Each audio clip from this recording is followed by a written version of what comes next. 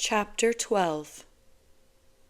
Ella is soon whisked away by a tornado of women, Nazira, Aaliyah, and Lily, who come charging out of the door in a swarm, enveloping her in their depths before I've even had a chance to say a proper goodbye. There's a little more than a faint squeak from Ella, and she's gone. I find myself standing alone in front of what I'm still processing as my own home, my mind spinning, heart racing, when Kenji walks over to me. "Come on, man," he says, still smiling. "You've got stuff to do too." I look at him. "What kind of stuff?" "Well, first of all, this is for you," he says, offering me the small sprig I noticed in his hand earlier. "It's for your lapel. It's like a, I know what a boutonniere is," I say stiffly. I accept the small spray, examining it now with surprise. It's a single gardenia nestled against a tasteful arrangement of its own glossy leaves, the stems tied up with a bit of black ribbon, struck through it with a pin. The bundle is elegant and shockingly fragrant. Gardenias are in fact one of my favorite flowers. I look up at Kenji then, unable to hide my confusion. He shrugs. "Don't look at me, bro. I have no idea what kind of flower that is. Jay just told me what she wanted." Wait. I frown at that, more confused by the moment. "You did this?" "I just did what she asked me to do, okay?" he says, putting up his hands. "So if you hate the flower, you should talk to your fiancé because it's not my fault." "But where did this flower come from? I saw people with flowers earlier too, and I didn't understand where—" "Oh." Kenji drops his hands. He stares at me a moment before saying, "The old sector headquarters. You remember how you guys always had these rare flower arrangements at 45? We never knew where or how they were being sourced. But everyone always thought it was strange that the HQ could get fancy orchids or whatever, while civilians couldn't get their hands on much more than dandelions. Anyway, it was Juliet's idea, actually. She recommended we track down the flower guy who used to carry out orders for the reestablishment in this area. He helped us get everything we needed, but the flowers weren't delivered until late last night. Another reason why Jay wanted to postpone." "Right." I'm stunned. "Of course." My astonishment has nothing to do with discovering that Ella is just as impressive and resourceful as I've always known her to be. No, I'm simply incapable of believing anyone would go to such lengths for me. I'm still reeling a bit as I attempt to pin the flower to my sweater, when Kenji holds up a hand again. Don't do that just yet," he says. "Come on." "Why?" "Because, man, we still have things to do." He turns as if to go, but I remain rooted to the ground. "What kind of things?"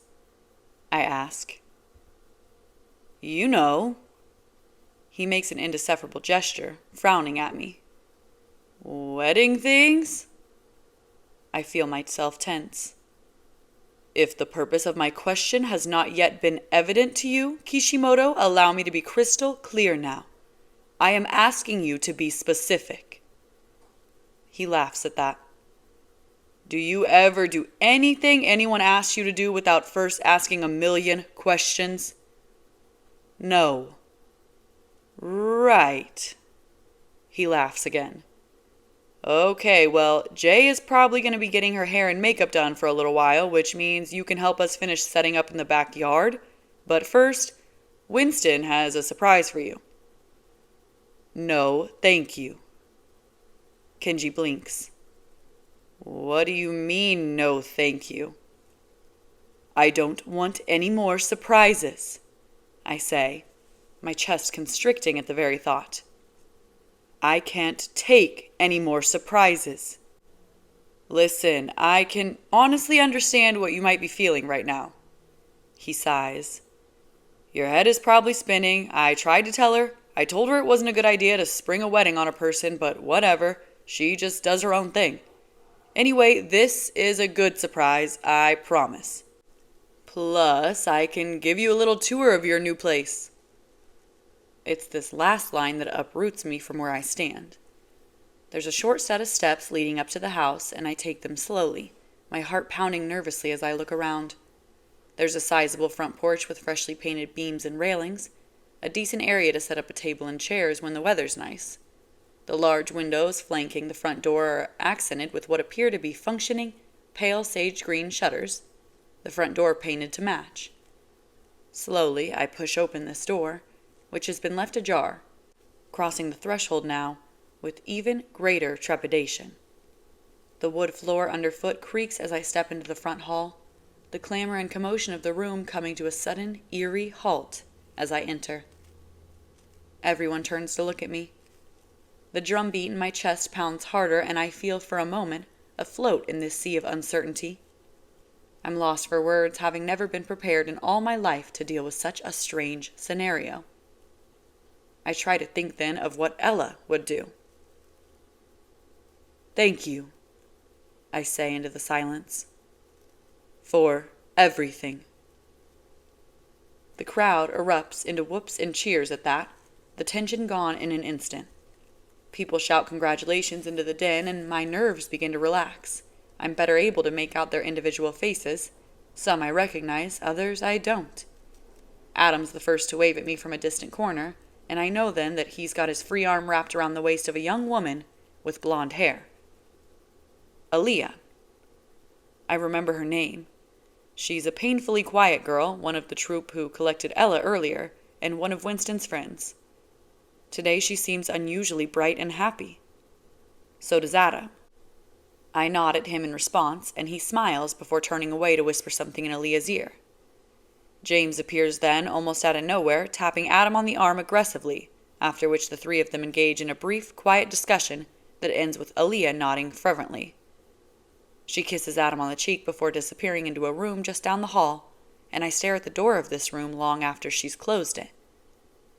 Ella must be in there.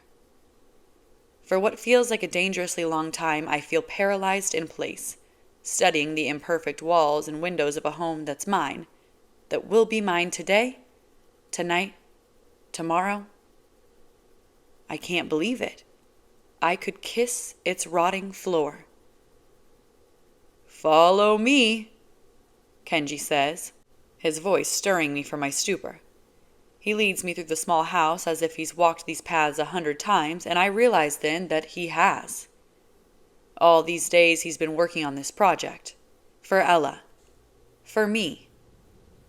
I experience a sharp, distracting stab of guilt.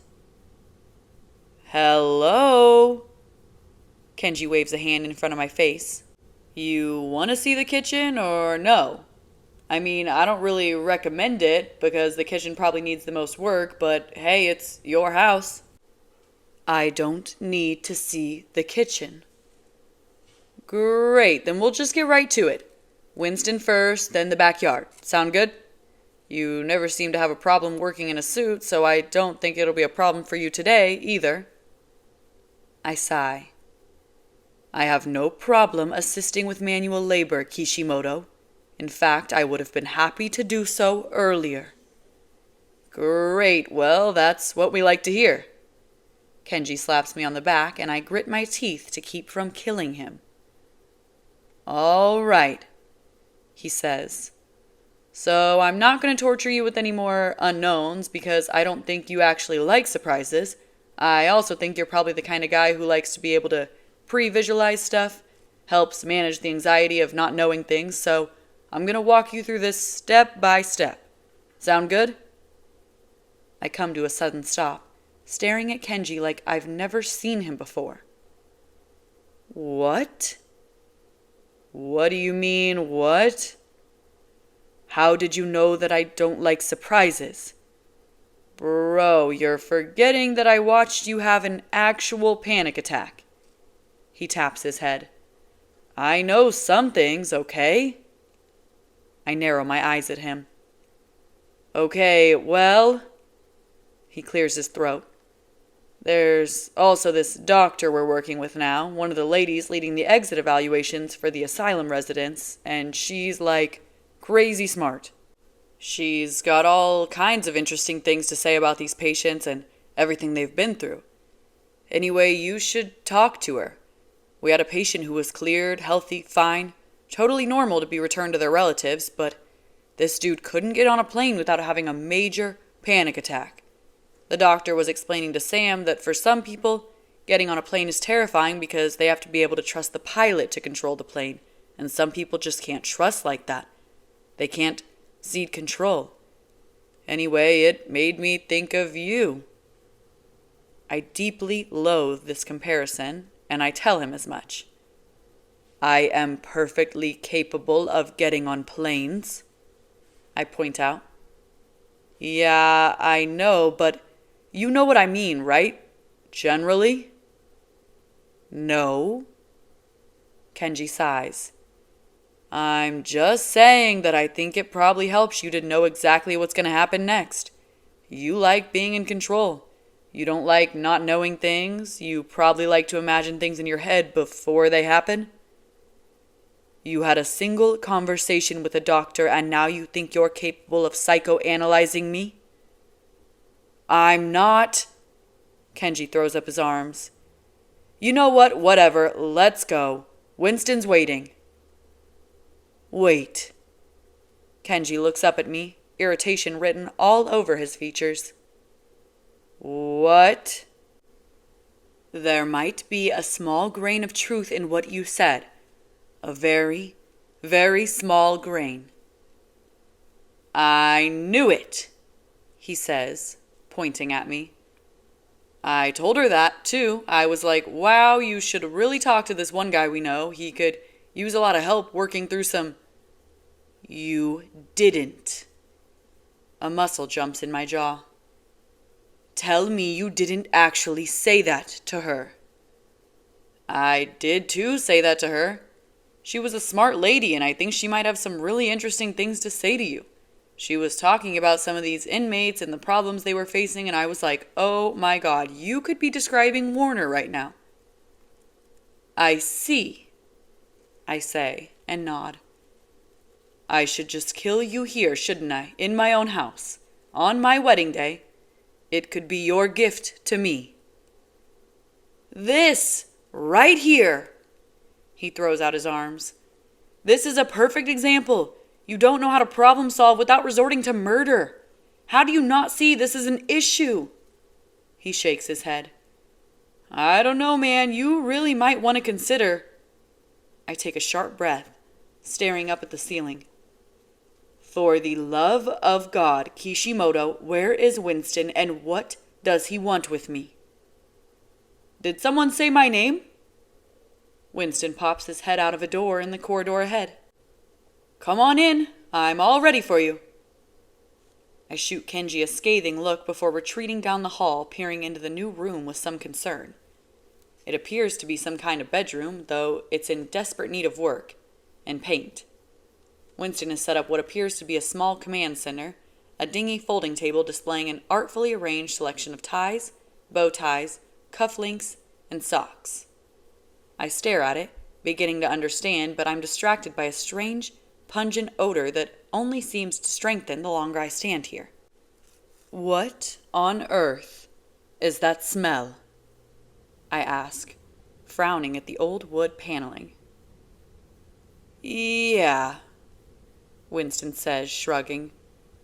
We don't know. We think maybe there's a dead rat in the wall, or maybe a couple of dead rats. What? I look at him sharply. Or, Kenji says brightly, or it's just mold. A delightful alternative. Okay. Winston claps his hands together, beaming. We can talk about the rats tomorrow. You ready to see your suit? What suit? Your wedding suit? Winston says, staring at me now with a strange expression on his face. You didn't really think you were getting married today in the clothes you're wearing, did you?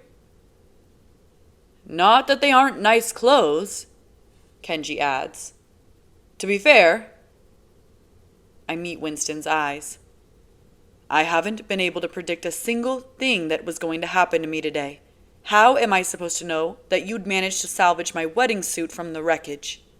No one told me. We didn't salvage it from the wreckage, Winston says, laughing. I made you a new one. This leaves me briefly speechless. I stare at Winston, then Kenji. You made me a new suit? How? Why? When? What do you mean? Winston's still smiling. We couldn't let you get married without a proper suit. But how did you find the time? You must have been up all night? Winston ducks his head into the room, then steps fully inside. Finishing most of the work by hand. Yes, Winston was up all night on your behalf. Hardly slept at all, which is why it wasn't very nice of you to be so rude to him this morning. I glance from Brendan to Winston to Kenji. I have no idea what to say, and I'm just thinking of how to respond when Adam and James show up at the door. 2 sets of knuckles, knocking a rapid staccato on the frame. Hi, James says, abandoning the door and his brother to invade my personal space. Did they tell you I'm the only kid allowed at the wedding? No. Well, I am. I'm the only kid allowed at the wedding. My friends are super jealous right now because they're all stuck in class. And was there any particular reason, I asked carefully, why they made an exception for you? James rolls his eyes and lunges at me, hugging me right around the middle in a show of unprecedented self-assurance that shocks me briefly into paralysis. Congratulations, he says against my sweater. I'm really happy for you guys. I have to remind myself that James is not only biologically my brother, but also a child, and undeserving of rejection. I pat him on the head in a single wooden movement that startles a laugh out of Kenji, a gasp from Winston, stunned silence from Brendan, and a slack-jawed astonishment from Adam. I clear my throat, disengaging from James as gently as I can. Thank you, I say to him. You're welcome, he says, beaming. Thanks for inviting me. I didn't So? Adam cuts me off, trying and failing now to fight a smile. We just came by to check in with you on a couple of details. He glances at James. Right, buddy? James nods. Right. First of all, did anyone talk to you about your vows? Do you want to go traditional, or do you plan on saying something? He's going traditional, Kenji says, answering for me before I've had a chance to respond. I already told Castle. He turns to face me. Castle is doing the ceremony, by the way. You know that, right? No, I say, staring at him. I did not know that, but what makes you think I don't want to write my own vows? He shrugs. You don't strike me as the kind of guy who likes to get up in front of a crowd and shoot from the heart, but I'm happy to be wrong, he says. If you want to write your own vows, stand in front of a ton of people, most of whom you hardly know, and tell Juliet her face reminds you of a sunrise, no problem. Castle's flexible. I would rather impale myself on a pike. Yeah, Kenji grins. That's what I thought. Kenji turns away to ask Adam a question, something about ceremony logistics, and I study the back of his head, confused. How, I want to ask. How did you know? Winston unfolds a garment bag, hangs it on a nearby door, and unzips the length of it while Brendan unearths a box of shoes from a dingy closet. Adam says, Okay, I still have a few questions for Warner, but I need to confirm with Castle about the vows, so we'll be right back, and I'll find out about the music. and I feel as if I've stepped into a strange, alternate reality, into a world where I didn't think I'd ever belong. I could never have anticipated that somehow, somewhere, along this tumultuous path, I'd acquired friends.